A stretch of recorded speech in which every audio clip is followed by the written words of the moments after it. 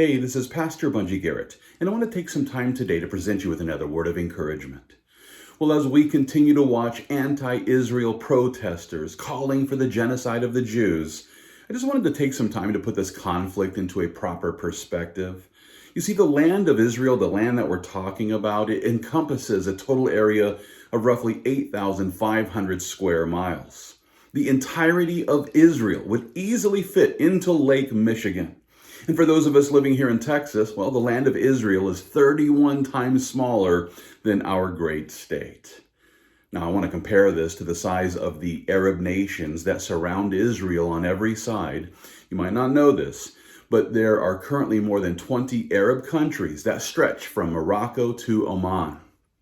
When you add it all up, well, these countries span 2 continents and cover 5 million square miles. That's right. The Arab nations encompass 5 million square miles of land, which is 632 times larger than the borders of Israel, which, remember, is less than 9,000 square miles. Now, the reason why I point this out is due to the fact that those who claim to be Palestinians, they're actually of Arabic descent. Oh, don't take my word for it. Let's consider the way that Yasser Arafat explained it back in 1974. It was then when he declared this, and I quote, "We are not interested in borders. Palestine is just a tiny drop in the huge Arab ocean. Our nation is the Arab nation that expands from the Atlantic to the Red Sea and beyond." According to Yasser Arafat, who at that point in time was acting as the chairman of the Palestine Liberation Organization, Palestine is simply part of the Arab nation, which stretches from Morocco to Oman.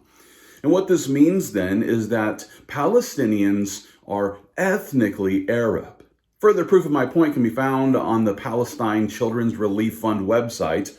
It's there on a page about Palestine where I read this, and I quote here, "The Palestinian people are Arabs who live and have lived throughout history in a certain geographical region in the Middle East." That's right. So the people who refer to themselves as Palestinians are ethnically Arabs who began to occupy the region of Israel after the Romans expelled the Jews from their homeland.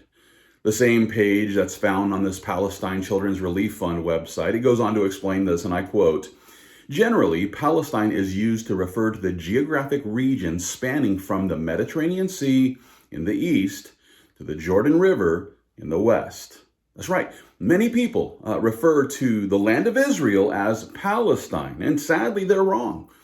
They're wrong. This tiny little bit of land from the River Jordan to the Mediterranean Sea, this is the land of Israel. The proof of my point can be found in Numbers chapter 34. There, the Lord spoke to Moses and declared, "Command the children of Israel and say to them, when you come into the land of Canaan, this is the land that shall fall to you as an inheritance, the land of Canaan to its boundaries. Your southern border shall be from the wilderness of Zin along the border of Edom. Then your southern border shall extend eastward to the end of the Salt Sea. Your border shall turn from the southern side of the ascent of Akrabim, continue to Zin, and be on the south of Kadesh Barnea. Then it shall go on to Hazar Adar and continue to Asmon. The border shall turn from Asmon to the brook of Egypt, and it shall end at the sea. As for the western border, you shall have the great sea for a border. This shall be your western border. And this shall be your northern border. From the great sea you shall mark out your borderline to Mount Hor. And from Mount Hor you shall mark your border to the entrance of Hamath.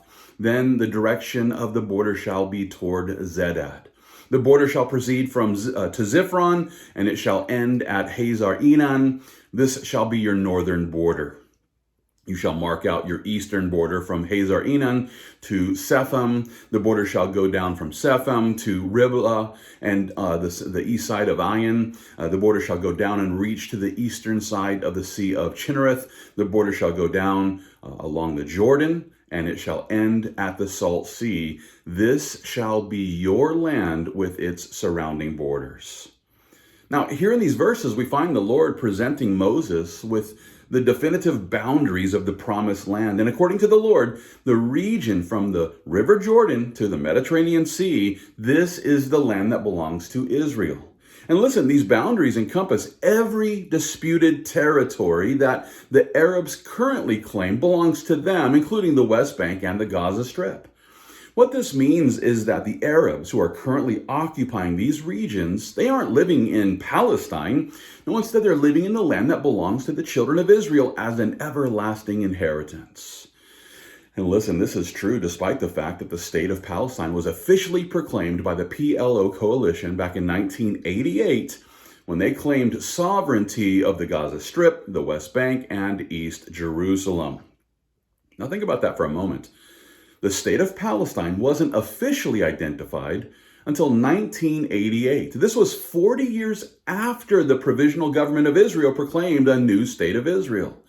Up until that point in time, Palestine was simply the name that was used of a geographical region, which then incorporated, both Jewish Palestinians and Arab Palestinians and Gentile Palestinians and so on and so forth.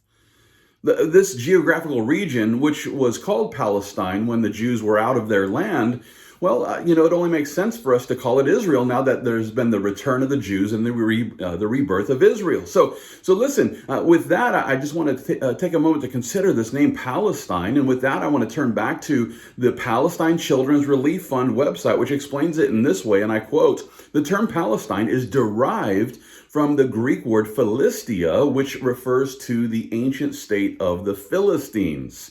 This name was given to the region by Greek writers in the 12th century BC. That's right. The term Palestine, it's derived from the Greek word Philistia.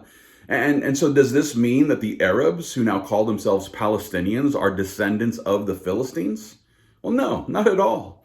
The people who are currently occupying the Gaza Strip and the West Bank, these are Arabs who ended up being displaced after the Arab nations attacked the newly formed state of Israel. That's right, it was May the 14th, 1948. That's when the Provisional Government of Israel declared itself to be an independent Jewish state. And this statement was made 3 years after the Arab League of States was established with the goal of denying the reestablishment of Israel. With this as the goal, it was May the 15th, 1948, the day after Israel declared their independence. That's when the armies of 5 Arab nations invaded Israel, thereby sparking the first Arab-Israeli war. And while it's true that the army of Israel was outmanned and outgunned, well, the Lord clearly gave them the victory against the armies of Lebanon, Syria, Iraq, Jordan, and Egypt. As a result of this unjustified attack on the state of Israel, the Arabs who were occupying the land of Israel there, they ended up becoming refugees after their Arab brethren lost the first Arab-Israeli war. And it's sad to say that we've watched the same scenario play out several times since then, as the Arab nations continue to fight for this small strip of land, which is 0.16% the size of all the Arab nations combined. Now, as we continue to watch the pro-Hamas protesters calling for the genocide of the Jews, we must not forget that the Arab refugees who are caught in the middle of this conflict, well, they could be easily moved into the 20-plus oil-rich Arab nations who together have 5 million square miles of land. Well, rather than providing a real solution for these Arab refugees, they continue to present the Palestinian propaganda that Israel is evil because they continue to defend themselves against the Arabs, who keep attacking them. Israel is evil because they continue to defend themselves against those who have sworn to wipe Israel from the face of the map. Listen, if Israel was as evil as the Arab nations would have us to believe, well, they would have leveled the Gaza Strip and the West Bank into dust. Back on October the 8th, they could have easily responded by just bombing the Gaza Strip into nothing. But they didn't.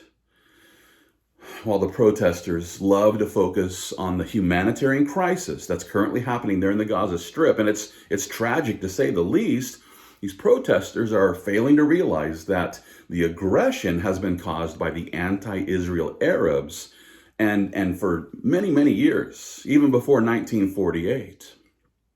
The simple solution is to move the refugees there in the land of promise, to move those refugees to Egypt or Algeria or Syria, bring them to Lebanon or Qatar, Saudi Arabia or the United Arab Emirates. You could bring them to Iraq or Morocco. I mean, you could bring them to Jordan. But they don't. They keep the refugees right there in place, and they keep bringing the aggression against Israel, resulting in Israel defending itself. Listen, the biblical boundaries of Israel are clearly defined in the Bible. And it amazes me to see how many Christians just ignore the boundaries that God defined in the scriptures. At the same time, there's nothing in the Quran that would lead us to believe that Muslim Arabs have some sort of religious right to this region. And seeing how this is clearly a religious issue, well, then it only makes sense to establish the boundaries of Israel based on the definitive boundaries that the God of Israel established back in the 15th century BC. You know, when the Lord presented the title deed of this land to the children of Israel as an everlasting inheritance. Those who disagree with this and those who fight against it, you're fighting against our Creator. Listen, this is the land that our God has given to Abraham, Isaac, and Jacob and their descendants. This is promised land given to the children of Israel as an everlasting inheritance. And seeing how the Arab jihadists are determined to exterminate the descendants of Israel, well, every Christian will do well to take a stand against this genocide by agreeing with God's promise that he would provide the children of Israel with this land, which he clearly defined there in the book of Numbers. One way that we can stand with Israel is by exposing the Palestinian propaganda, which paints the Jews as the aggressors who are, picking on this little group of Palestinian refugees. Listen, the Palestinians are Arabs who belong to a larger ocean of Arabs. They belong to the League of Arab Nations that surround Israel on every side. And so rather than continuing to fight over 9,000 square miles of land that belongs to Israel, we ought to remind the protesters that the Arab nations have 5 million square miles from Morocco to Oman. And the so-called Palestinian refugees could easily be moved to these regions and live in peace far from the land of Israel. With all this in mind, let's just continue to pray for peace. Let's pray for the peace of Israel. And let's pray that the leaders of this world will wise up and realize that most of the Arab nations will never agree to a two-state solution. And with that being the case, it's time to seek real solutions so that the state of Israel can actually exist in their small little bit of land, and so that the Arabs who are living there in the land of promise can either assimilate into the state of Israel or be provided safe passage to one of the 20-plus Arab nations who actually created the conditions for the refugees that are currently there. And as we continue to pray for the peace of Jerusalem, let's just remember that there won't be lasting peace there in the land of promise until the return of Jesus Christ, who is the Prince of Peace. Until that day comes, let's continue to preach the gospel of grace so that Jews and Arabs alike might embrace the Prince of Peace, Jesus Christ. And in this way, we're going to fight the good fight of faith, and all for the glory of God.